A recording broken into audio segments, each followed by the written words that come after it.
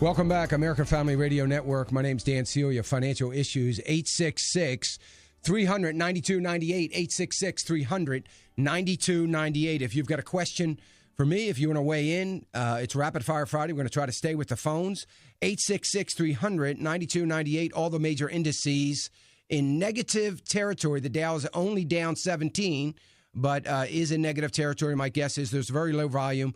I suspect that we're not going to see any movement, any dramatic movement until we get the consumer confidence number that's coming out. Nordstrom reported a drop in sales or a drop of 3.1%. So adding to the list of retailers that have been struggling this week when they've come out with their second quarter numbers, again, that's got to be an indication that consumers aren't spending. It's not got to be. It is.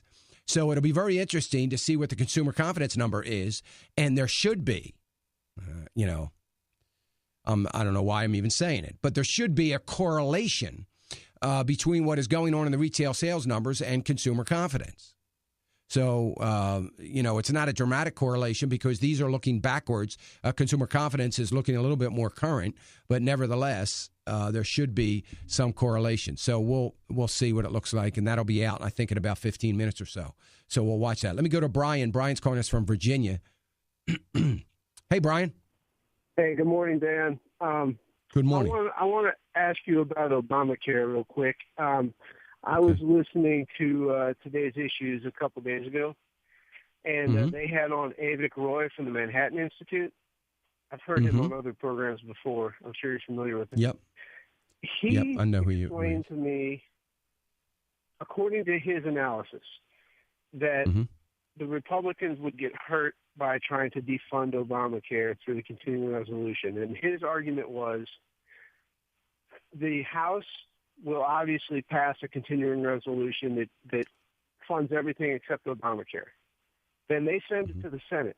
The Senate is obviously going to revise it, and they're going to put Obamacare back in and then send it back to the House. Once the Senate sends it back to the House, then it's up to the House. They can't change it at all. They just have to vote up or down on it. And in that case, in order to defund Obamacare, they would have to vote down. And if they vote down on it, then it's unlike back in 95 where you had just a minor shutdown. In this instance, what he's saying, if they vote down on the continuing resolution, it's basically going to shut everything down. And that's going to hurt us big time. So in his analysis, the continuing resolution is not really the proper vehicle to try to defund Obamacare. So I want to know what you think about that. Yeah. Great stuff. I appreciate it, Brian. I disagree with that because I don't think that they're going to structure a piece of legislation in such a way that they're not willing to fund the government. The continued resolution that gets put forth is not going to be contingent upon, in other words, the rest of the government, contingent upon the defunding of Obamacare. In other words, they're not going to say that we are going to defund or we are not going to raise the debt ceiling. We're not going to raise the debt ceiling so that the government can continue to operate. In other words, they're going to throw it back on the president to say that we are perfectly okay. In other words, they're going to agree with the continued resolution. They're going to agree with the increase, whatever that increase might be, for the legal limit of the debt. So Republicans and Democrats alike are going to agree on that. And I would doubt seriously whether the Republicans are going to want to try to negotiate too hard with the Democrats on increasing the deficit ceiling. So the deficit ceiling increase and the continued resolution as it is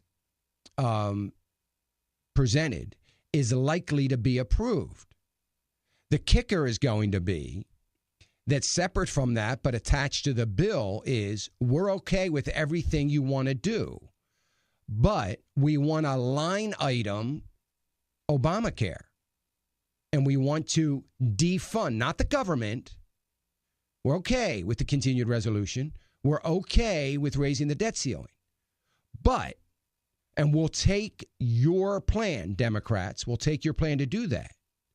But we're taking it based on the fact that we want to see Obamacare enter into debate on Capitol Hill and it be defunded until that debate is complete.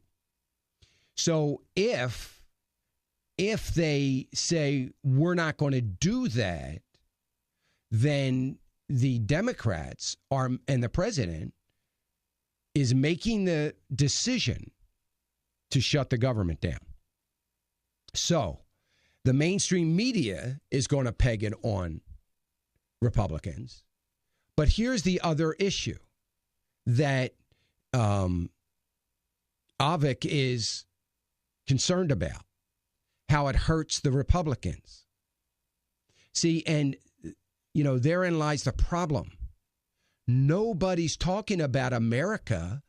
They're talking about Democrats and Republicans. I don't care about Republicans. I could care less about Republicans. I hope it does hurt the Republican Party. I hope they all get fired. That would suit me fine.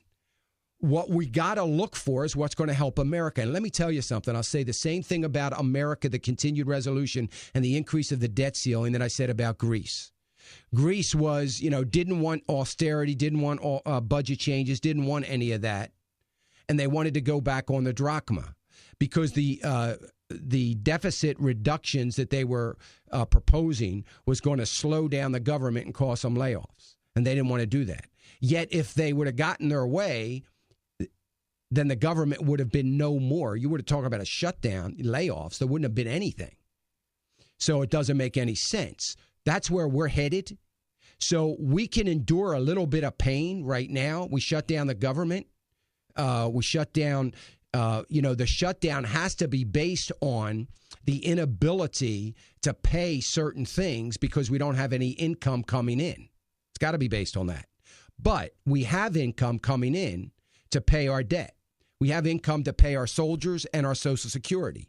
The problem is the Republicans can't rebuke that. They can't argue that because that's the very thing that Republicans need to compromise. They need that. And I said it last time this happened, and I was right, and I'm going to be right again this time. So you've got this situation where we have enough income to pay the essentials of the government, but the Republicans aren't going to put that forth because they need that same argument, the strategy that the Democrats are putting out. Well, we can't pay our soldiers. We can't pay Social Security. It's a lie. It's a lie. But nobody's going to rebuke it because they need that lie so that they can use it in their town hall meetings with their constituents to say, like they've already done, we didn't have any choice. We had to compromise so we could pay our bills. So I'm not going to say that it's not going to shut down the government, but it's only going to shut down the government, not because the Republicans don't agree with the continued resolution or the increase in the deficit ceiling, but because the Republicans aren't agreeing on defunding Obamacare. And if then the Democrats are going to once again, now the Democrats have come to the realization of how much they're hurt with Obamacare. They're once again going to have to take the horrible position that they are once again standing firmly behind Obamacare. I don't know if they want to do that. I think anybody coming up for re-election that wants to do that is out of their mind. So I don't think it's going to go the way everybody thinks it's going to go. But certainly if the government has to shut down, then I think that we've got to do whatever's necessary so we don't see a very long extended shutdown and a bankruptcy of the nation. But nobody seems to be caring about America because they're too worried about political parties. And, that's a huge problem. I love what a senator from South, or I'm sorry, not the senator, their governor in in Ohio said when he was talking about, let me see, was it him or was it the senator from South Carolina? About not caring about the different parts. No. John. Yeah, listen to this. John Kasich governor from Ohio. I think he's got it right. Go ahead. I was there in Washington to see the pressures that are on congressmen to spend. I've also been the governor of Ohio, coming in with the largest debt we've ever had in the history of Ohio, $8 billion. So now we're in the black. We didn't raise taxes. In fact, we cut taxes, and we dealt with our problems. I am convinced that this Congress is not going to get there unless there's some cataclysmic event. And so I believe that we in Ohio want to reignite the issue to force the Congress to pass a balanced budget amendment so we can do something that makes perfect sense. But I think that the states, let me tell you something, we get 34 states, the Congress will pass something because they don't want to see a constitutional convention. If 34 states can get there and say we need a federally balanced budget and we want it in our Constitution, something will happen. I absolutely believe that's true. So why now? Because I'm just sort of fed up with it, just like you are. You know, I am fed up with the fact that they can't control their spending habits, and it's both parties. You know, catastrophic event. That's what's going to take. And that's what people are arguing for. They're not going to do this. They want to continue to compromise. They don't want to take a stand. They don't want to do anything because we're just going to wait for the catastrophic event to happen where Congress will have no choice. And I love what he said. This is a Republican governor from Ohio that I'm fed up with both parties. And he's absolutely right. We should have a mandatory balanced budget amendment. And if they don't want to do it, then let the states, let's have a, begin proceedings for 35 states on a Constitution amendment, regardless of what Congress does. That's what's got to happen. So all I'm saying is that that's where we're headed. If we don't take a stand at some, and here's the argument, here's what I'd want to know from this brilliant individual, Avik Roy at the Manhattan Institute. So what are you going to do about the economic cost of Obamacare if we don't take a stand now? Are we going to wait until we get 40 million, 50 million, 60 million, 100 million people that are using Obamacare and then decide, you know what, we're taking it all away. We're throwing you all to the wolves. You have no insurance. We're going to relook at Obamacare. Is there really somebody out there that is so naive as to think that we'll do it later? This, if we don't act now, it will be a permanent part of the American entitlement budget. Permanent part. Don't think you're going to tweak it too much. Don't think you're going to change it too much. Don't think you're going to shrink the size of government as it pertains to it too much. It's not going to happen. And you don't need a PhD in political science to figure it out. But once we get 30, 40, and don't think the Obama administration doesn't know that. It's the only reason they're going to the NBA and the NFL and trying to get people to promote these exchanges. Once they get enough people in the exchanges, it's all over. End of conversation. There's no sense in you, I, or anybody else talking about this anymore because it is a permanent entitlement program. And it's going to drive us down the road of bankruptcy. So that's fine. There are many people out there that don't want to shut down the government for a short period of time. Oh, my word, it's going to hurt. It's going to hurt the Republican Party.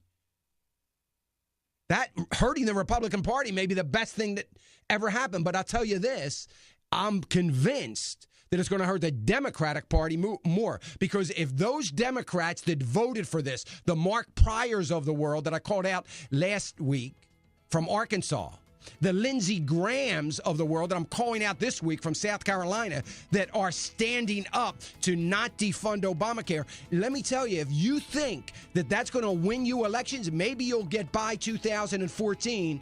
But if you're coming up in 2016, forget it.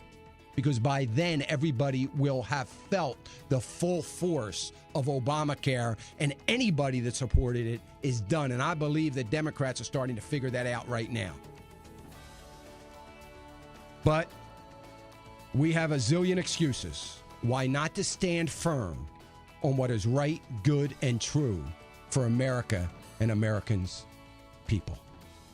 American Family Radio. We'll be right back.